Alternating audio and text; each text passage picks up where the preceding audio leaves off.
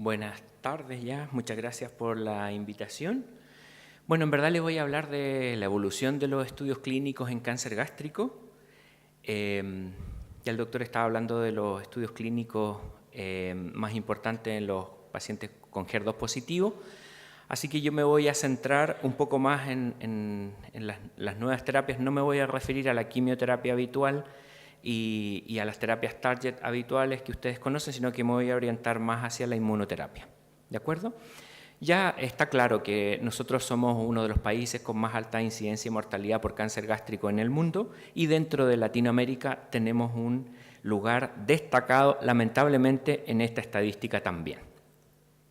Y cuando uno analiza los datos de registros, prácticamente 2/3, entre el 60 y el 80% de los pacientes debutan con enfermedad metastásica. Basado en el registro de cáncer de Valdivia, prácticamente el 80% deberían ser metastásicos. Esto coincide con otros registros latinoamericanos como el brasileño, por ejemplo. Y empezó a tomar importancia la inmunoterapia en cáncer gástrico a partir de los buenos resultados de las terapias antiangiogénicas, porque no se entendía muy bien por qué habían tenido tanto impacto en la sobrevida solo por su efecto antiangiogénico. Y empezó a aparecer el efecto inmune que pueden tener las terapias antiangiogénicos como un efecto asociado que podría impactar en la sobrevida global de los pacientes. Lo otro que sabemos es que el cáncer gástrico es uno de los tumores que puede tener alta carga mutacional, está dentro de ese grupito, y por lo tanto podrían también tener alta expresión antigénica y beneficiarse de quimioterapia. Y por otro lado, aparecen también las publicaciones de las clasificaciones moleculares en distintos centros como Singapur, el grupo asiático asociado y también el TCGA, y muestran que hay al menos 3 o 4 subgrupos moleculares de cáncer gástrico independiente de los tipos histológicos, y aquí también aparecen algunos marcadores que tienen que ver con efectos y vías inmunes. También aparecen los primeros biomarcadores, el PDL1, que es un marcador de la vía de inactivación de los linfocitos T para atacar las células tumorales, se mostraba como un factor pronóstico adverso en los estudios preliminares.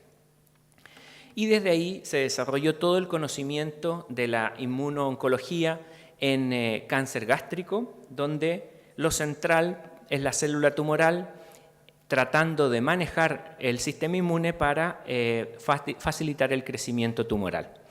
Por un lado está la célula T, que se contacta con la célula tumoral para reconocerla y poder destruirla, ¿no es cierto? La célula dendrítica como una célula presentadora de antígeno, y las células natural killer también como una célula efectora y también presentadora. Las drogas hasta ahora disponibles se van incrementando, yo diría, semana a semana, como moléculas que pueden inhibir estos receptores que les vamos a llamar checkpoints.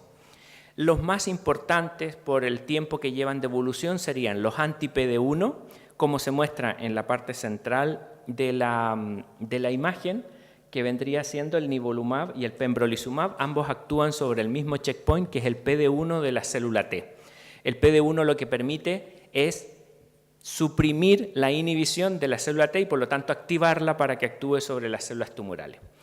Otra estrategia ha sido la inhibición del PDL1, la molécula que es el target o el ligando del PD1, y ahí hay drogas como el atezolizumab, el avelumab y el durvalumab.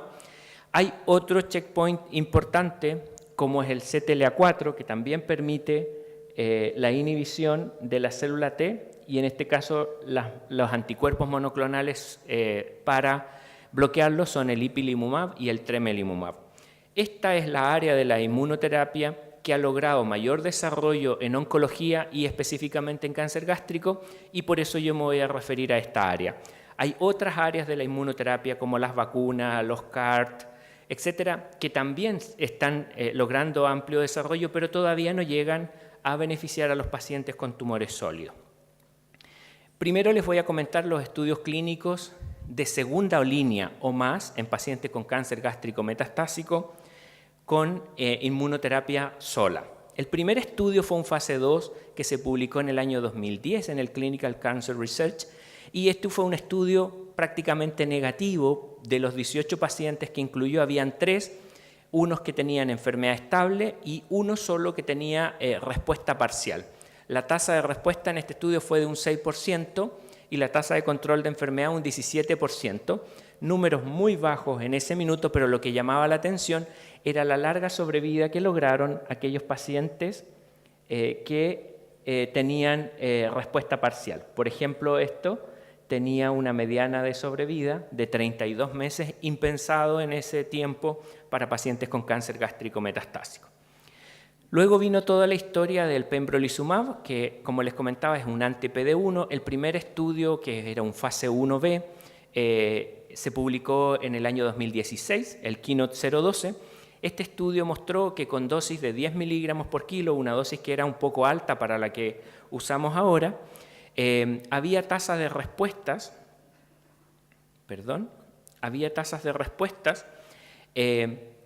que llegaban como al 20-24%.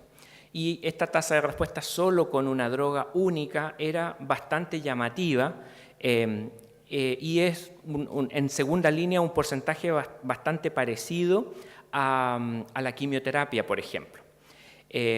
Esto hacía que prácticamente el control de enfermedad fuera bastante alto, casi un 40% de los pacientes, y nuevamente la duración de la respuesta era bastante prolongada, así que tenía un fenómeno bastante parecido a lo que sucedía en el fase 2 del año 2010. Si ustedes se fijan, los pacientes que responden al tratamiento pueden tener una larga duración de esa respuesta, y aquí se muestra este estudio como evaluando algunos de los primeros biomarcadores, que sería el PDL1 para cáncer gástrico, y si ustedes se fijan, aquí los separaban de 1 a 49, de 50 a 100, evaluando un poco más detalle si se podía disecar este biomarcador en esta patología que ya estaba más disecada en cáncer de pulmón. El otro estudio que evaluó pembrolizumab en cáncer gástrico en tercera línea es pembrolizumab, el estudio KEYNOTE-059. Este estudio hubo amplia participación de centros chilenos. Los típicos objetivos de un fase 2, tasa de respuesta, duración de la respuesta, y como secundarios la duración de la respuesta, la sobrevida libre de progresión y la sobrevida global. Aquí sí se definió muy bien el marcador. Acuérdense que en pulmón ya estaba definido el Tumor Proportion Score como un porcentaje de células tumorales que tenían positividad para el biomarcador PDL1. Ya se sabía que en cáncer gástrico la expresión de PDL1 en el estroma también era relevante, así que se incluyó esta positividad, y el CPS, el Combined Proportion Score, empezó a aparecer como una alternativa. La tasa de respuesta en este estudio fase 2 fue un 11,6%, una tasa baja, pero una tasa de control de enfermedad que llegaba casi al 27% para pacientes de tercera línea, lo cual era un dato bastante llamativo.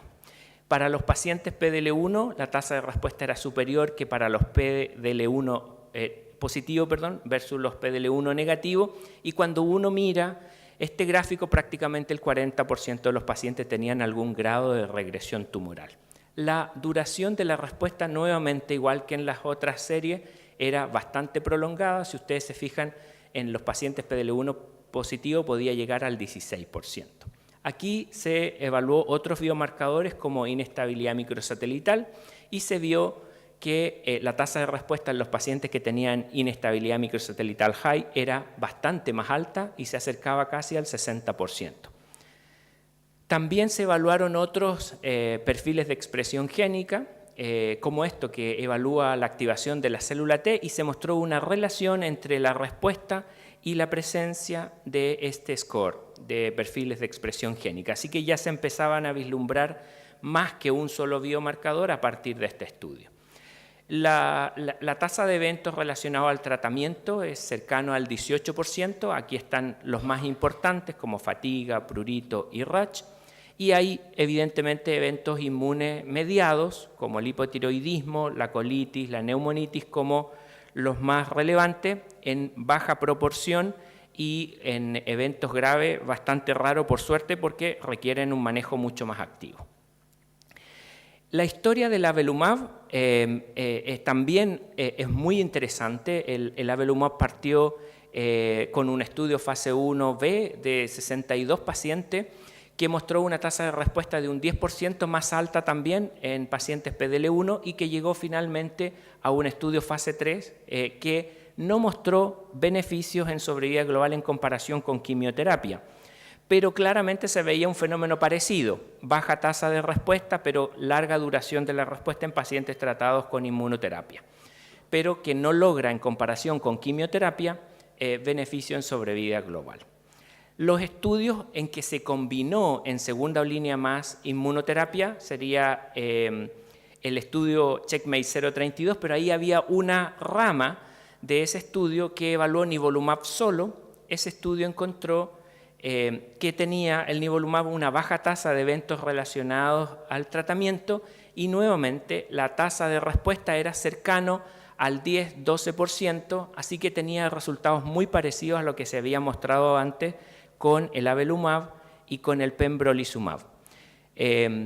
Y con nuevamente una visualización de mayor tasa de respuesta en pacientes PDL1 positivo, a pesar que el análisis estadístico no favorecía a los PDL1 positivos, así que se hizo posteriormente un estudio fase 3, que es fundamentalmente en población asiática, usando nivolumab 3 miligramos por kilo cada 2 semanas, en que se mostró que el nivolumab tenía beneficios en sobrevida global. A 12 meses era un 26% con nivolumab y con placebo 10%. Así que claramente la inmunoterapia mostraba beneficios sobre placebo y hasta ahora no sobre quimioterapia en términos de sobrevida global. El otro estudio que evaluó monoterapia en segunda línea o más fue el estudio Keynote 061, que es pembrolizumab versus quimioterapia en segunda línea. Aquí ya estaba la dosis fija de pembrolizumab de 200 miligramos cada 3 semanas, comparado con paclitaxel semanal en segunda línea. Y aquí este estudio fue negativo, las curvas se cruzan y el HR 0,82, pero se ve que claramente aquellos pacientes que tenían un PDL1 positivo o más positivo, por ejemplo un CPS sobre 10, tenían mayor beneficio en medianas de sobrevida. Así que es un fenómeno parecido, aunque el estudio globalmente fue negativo. Evidentemente aquellos pacientes que logran respuestas completas o respuestas parciales tenían mayor impacto en sobrevida con inmunoterapia que con la quimioterapia, y la inmunoterapia es menos tóxica que la quimioterapia. Así que este es un estudio negativo en el contexto de la sobrevida, pero sería una alternativa en pacientes de segunda línea que uno quiere evitarse la toxicidad de la quimioterapia. Los estudios que usan la combinación serían el estudio CheckMate 032, que evalúa nivolumab e ipilimumab en distintas secuencias de dosis.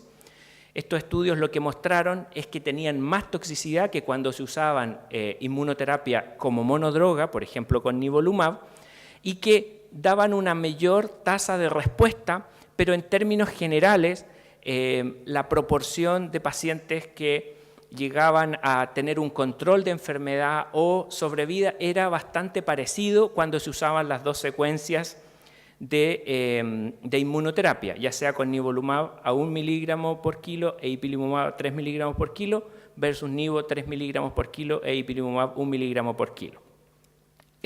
Lo que sí claramente tenían un poco más de toxicidad cuando se usaban en combinación y tenían mejor tasa de respuesta que con inmunoterapia sola, como se puede ver en este gráfico de reducción de las masas tumorales. La combinación de inmunoterapia o el uso en primera línea se evaluó también en el estudio 059 con pembrolizumab como monodroga, pero en esta oportunidad en primera línea en un estudio exploratorio del fase 2 y mostró que la tasa de respuesta aquí era un poco más alta, 26%, que cuando se usaba en tercera línea, con una tasa de control de enfermedad de un 36%. Ahí se ve que prácticamente el 77% de los pacientes tuvo algún grado de regresión de las lesiones tumorales y nuevamente larga duración de la respuesta. La combinación con quimioterapia también se exploró en el estudio KEYNOTE-059. Aquí fueron 25 pacientes y la tasa de respuesta llegó hasta el 60%, 69% para los PDL1 positivo y 38% para los PDL1 negativo, lo cual llamaba mucho la atención porque claramente aumentaba la tasa de respuesta que nosotros vemos normalmente con la quimioterapia. Prácticamente el 96% de los pacientes en esa rama logró reducción de las lesiones tumorales con la combinación de quimioterapia más inmunoterapia y, por lo tanto, los estudios fase 3 en curso que vinieron después evalúan la combinación de quimioterapia más inmunoterapia. Evidentemente, la toxicidad aumentó porque se agregaba a la toxicidad de la quimioterapia la de la inmunoterapia, pero habitualmente son toxicidades que los oncólogos manejamos bastante bien. Nuevos estudios o nuevas estrategias, la combinación de la inmunoterapia con los antiangiogénicos, siguiendo la idea teórica de que los antiangiogénicos aumentan la llegada de los linfocitos T al tumor y los agentes inmunoterapéuticos activan los linfocitos T. Así que estos estudios ya muy preliminares con durvalumab o pembrolizumab combinado con ramucirumab ya están entregados con tasa de respuesta de un 15% y eventos adversos relacionados al tratamiento en proporciones bastante conocidas. Y lo que está en curso, otras combinaciones como atezolizumab con bevacizumab, nivolumab con ramucirumab, nivolumab con otro anti-checkpoint como los anti-LAG3 o el uso de algunas moléculas que son activadoras directas por activación de moléculas coactivadoras a los linfocitos T en combinación con nivo o con ipilimumab. Y la otra estrategia es la evaluación de distintos subgrupos moleculares o con inestabilidad microsatelital o subtipos como tipo Epstein-Barr, que todo esto está en curso. De tal manera que uno puede ver el panorama de esta forma. Hay múltiples estudios clínicos, casi todos basados en inmunoterapia con combinaciones de algo más, ya sea quimioterapia, terapias target o otras drogas anti-checkpoint inmunológicos que están todos en curso, muchos de estos estudios en los que estamos participando, centros chilenos, para ver si podemos mejorar las expectativas de los pacientes con cáncer gástrico metastásico. Muchas gracias.